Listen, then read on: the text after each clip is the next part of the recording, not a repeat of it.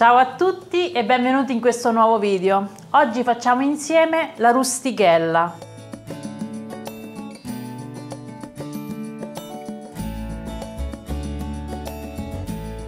Una ricetta passepartout, come potete vedere dalle tante versioni. In pratica si tratta di una torta soffice salata ripiena e il ripieno si può fare in mille modi, ma non solo, anche la decorazione.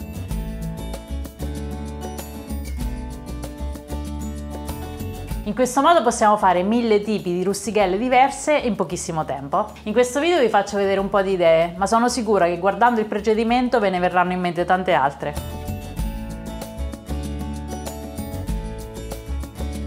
Poi, alla fine del video, vi do anche dei consigli, dei suggerimenti e delle sostituzioni per chi ha delle intolleranze. Faccio prima a farvelo vedere che a spiegarvelo, quindi partiamo. Allora, iniziamo con l'impasto base. Ci serviranno 3 uova, 150 g di latte, 50 g di olio di semi di girasole, 50 g di formaggio grattugiato, un cucchiaino di sale, 250 g di farina e una bustina di lievito istantaneo per torte salate. Io utilizzo il pizzaiolo. Cercherò di fare tutto quasi in tempo reale, così vi rendete conto che è proprio semplice il procedimento, è molto veloce. Quindi nella ciotola rompiamo le uova.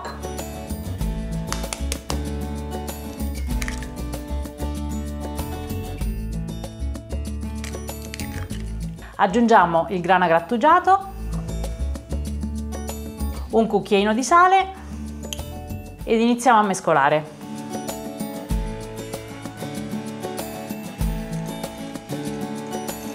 Aggiungiamo anche l'olio e il latte.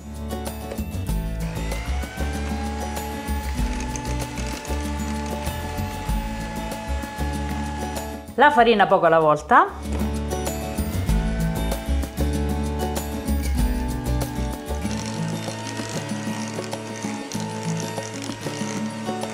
E in ultimo il lievito istantaneo per torte salate, questi sono 15 grammi.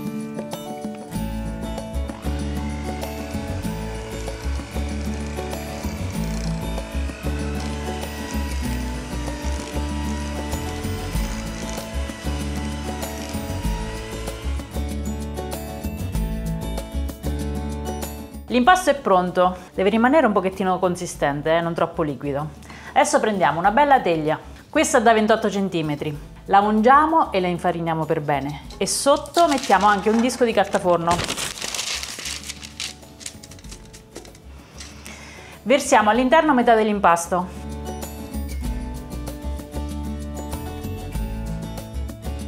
Lo allarghiamo per bene e questo sarà la nostra base.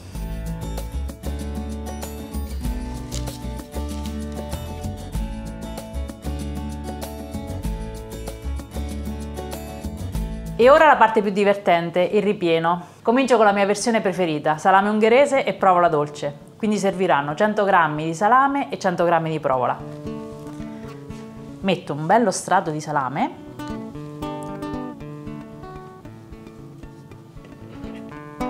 Ricopro con la provola.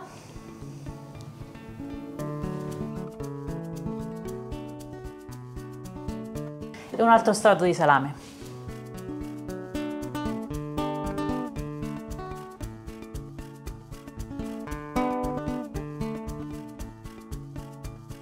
E ora versiamo sopra il resto dell'impasto.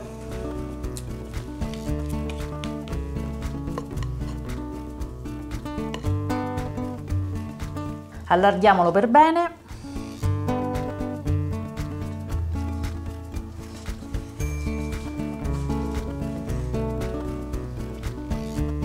Praticamente è pronta, avete visto ci abbiamo messo meno di 5 minuti a prepararla e adesso inforniamo e facciamo cuocere a 170 gradi col forno ventilato per 25-30 minuti.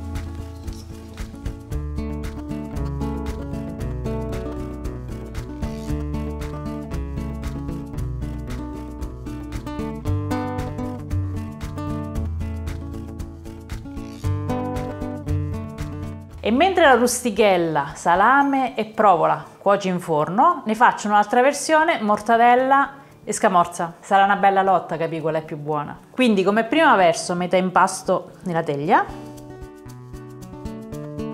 e formo la base. Poi metto circa 100 g di mortadella e in mezzo 100 g di scamorza.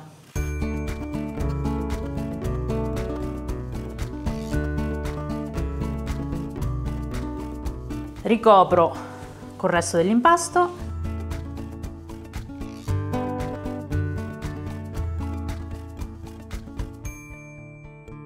e qui, per darvi un'altra idea, aggiungo sopra dei semi di sesamo.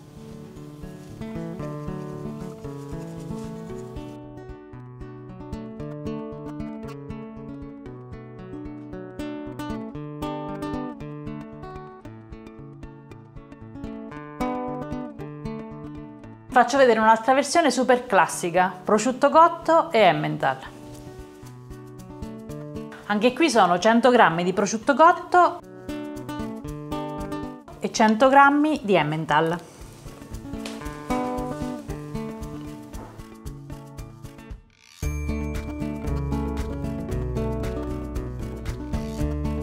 Qua ci starebbero proprio bene dei funghi, se li avete aggiungeteli.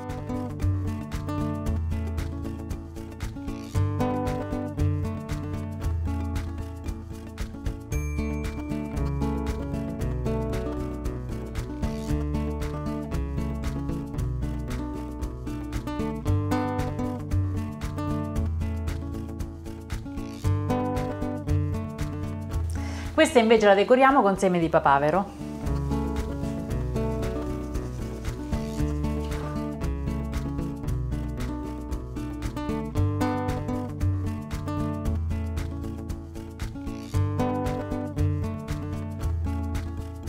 Altra idea, tonno e sottaceti. Questa non manca mai a casa mia a Natale. Quindi mettiamo 150 g di giardiniera sottaceto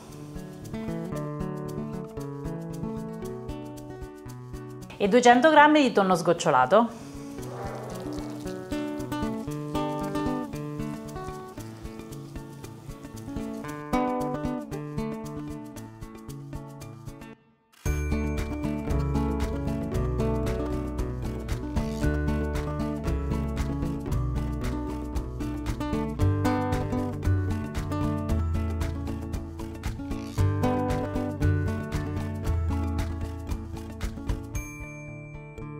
Per renderla ancora più sfiziosa la decoriamo con olive verdi e nere a rondelle.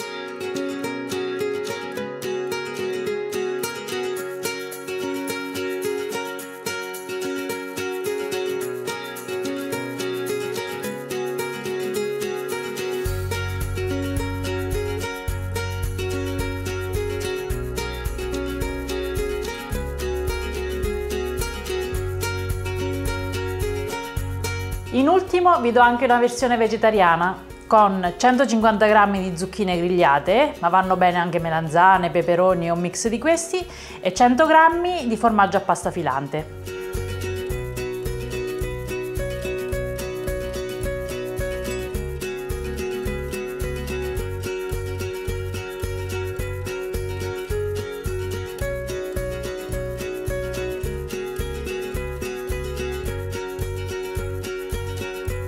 Per decorare un mix di semi.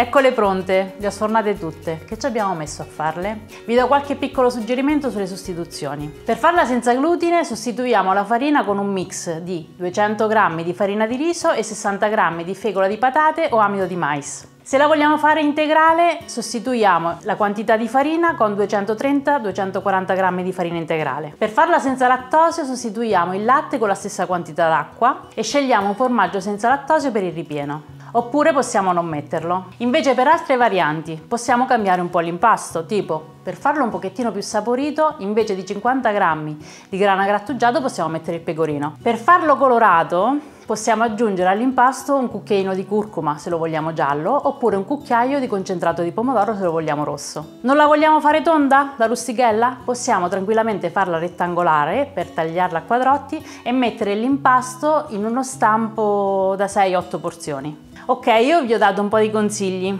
però adesso aspetto anche i vostri suggerimenti e soprattutto le 1000 varianti per il ripieno. Fatemele sapere scrivendole nei commenti.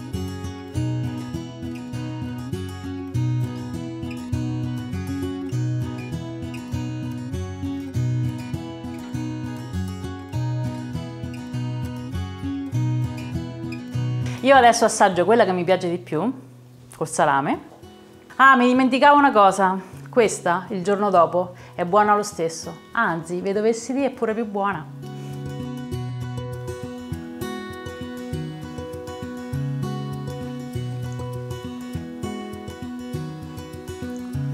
Pazzesca.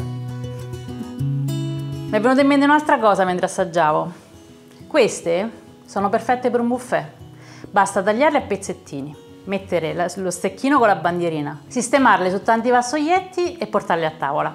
Ok, spero che questo video possa esservi utile e vi sia piaciuto. Se è stato così mettete tanti bei like e condividete e ci vediamo alla prossima ricetta. Ciao!